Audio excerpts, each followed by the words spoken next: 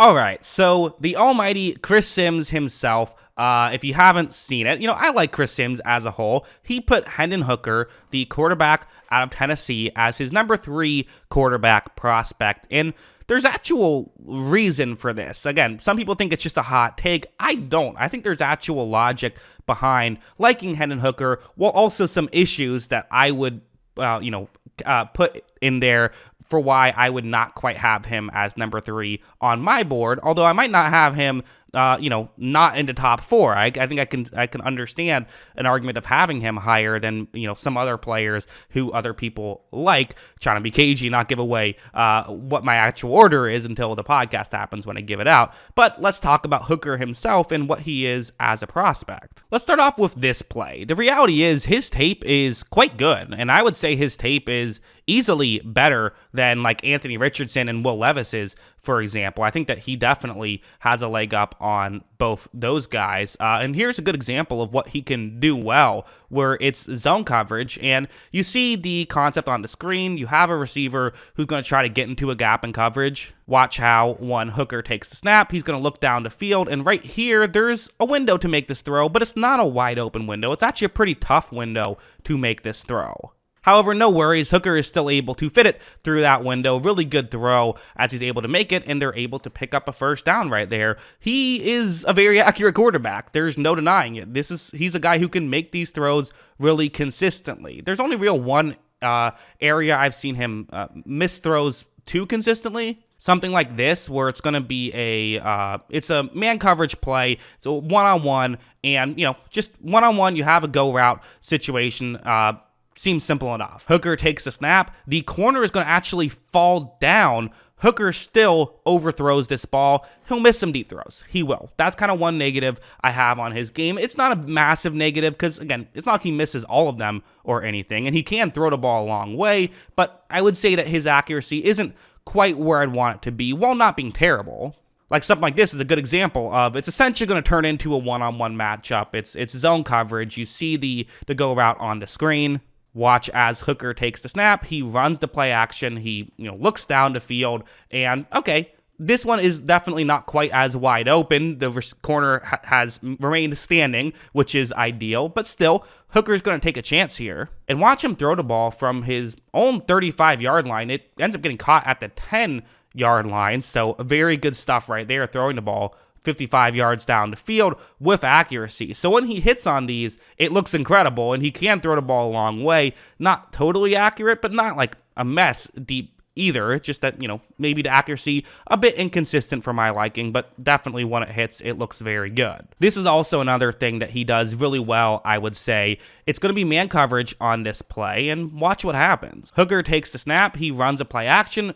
His read is over towards the right side for him, so the offense is right, bottom of the screen. Doesn't love what he sees, though, is going to try for something else. He's going to decide, hey, it was man coverage. Let's use my legs here a little bit. Watch him use his legs, and look at how good of a job he does. Honestly, I would almost critique, I wish he ran the ball a little more. He's a good runner, very effective with the football, doesn't use it as much, but when he decides to run, he can be a very effective player and will also scramble to set up a pass as well. These are all the things I like about him. The reality is, his tape's very good. So you might be wondering, well, okay, if he's that good, then why are you lower on him? Why wouldn't he be quarterback 3? If his tape is the third best tape in the draft, then okay, quarterback 3. That feels like that would be fair. Well, there's issues as well. It is not a perfect situation. For one thing, tore his ACL. And that sucks. I mean, it sucks that he tore his ACL. You can't do anything about that. He didn't do anything wrong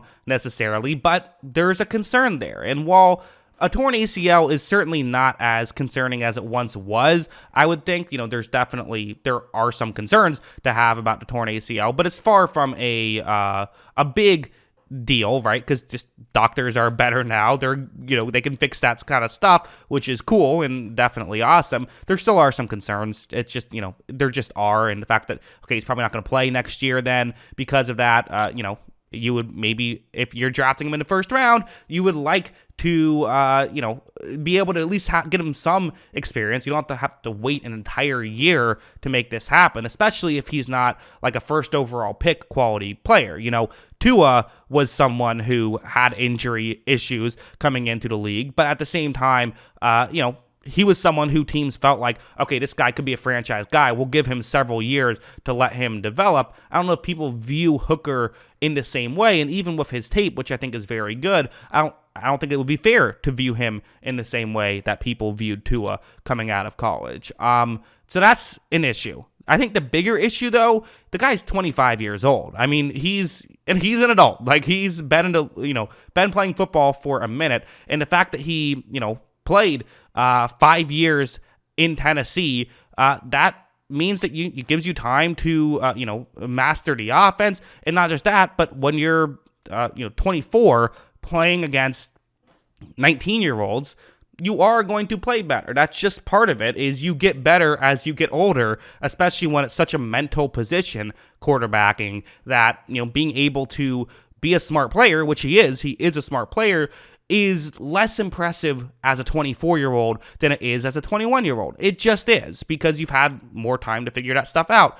And this isn't just me speculating and saying that's how I view it. There have been studies on this in football as well as other sports, talking about how guys who get drafted younger do tend to be better because, you were going up against players, people who just had more years to build muscle and things like that, when you are still, your body's still developing at that point, and kind of, keeps developing until you're about 25, and then you kind of are who you are at that point, it feels like. So that's something that is worth noting, and the fact that, he wasn't quite as good. Well, he was really good last year, wasn't quite as good throughout his entire college career, and you could argue some of that was not his fault, back when he was at Virginia Tech and stuff like that. I don't know how much you hold against him, that stuff, but I don't think you should just negate it and say, who cares? His tape is better, so I'm drafting him. I think that stuff matters, and it doesn't always matter. It's a weird scenario, right? Because Kenny Pickett is someone who I think about as he was someone who I personally said, yeah, okay, his tape's pretty good, but the age is kind of a concern. I had him as a fringe first rounder. He goes 20th overall, but looks pretty good for the Pittsburgh Steelers. So maybe it's not as big of a deal. Joe Burrow's another guy who kind of had one good year as he was a bit of an older prospect, but he still obviously was awesome. Although, again, I would say that Joe Burrow certainly much better year than we've seen out of Hendon Hooker, and that's also part of it. Is, well, I like Hooker's tape a lot. It's not like he was a superstar necessarily. It's not like I'm looking at his tape and saying this guy should go first overall. But do I think he should go in the first round? I do. To me, I see him as a first rounder. I see him as a first round talent, and I don't think it's crazy to argue he should be third overall. I really don't. Again, he has his concerns. He has his X factors and things that could go wrong. So does Anthony Richardson. It's not like Richardson doesn't have concerns and is a flawless prospect. In fact, so does Bryce Young and CJ Stroud. Those guys have their issues as well. So if his issues are just age and injury, maybe you feel better about that stuff than you do other stuff. I could see why you would feel that way. So for me, with Hendon Hooker, he has shown that he's had, I think, several good years, but one, really great year, personally, the last year. And then again, the injury issue just sucks. But as a whole, I like Hendon Hooker. I don't think it's a crazy hot take to have him as third overall, but I probably wouldn't, just because of the other issues that aren't really tape related. But yeah, that's what I think. What do you guys think? Let me know in the comments below. Always love hearing from you. Of course, as always, thanks for watching.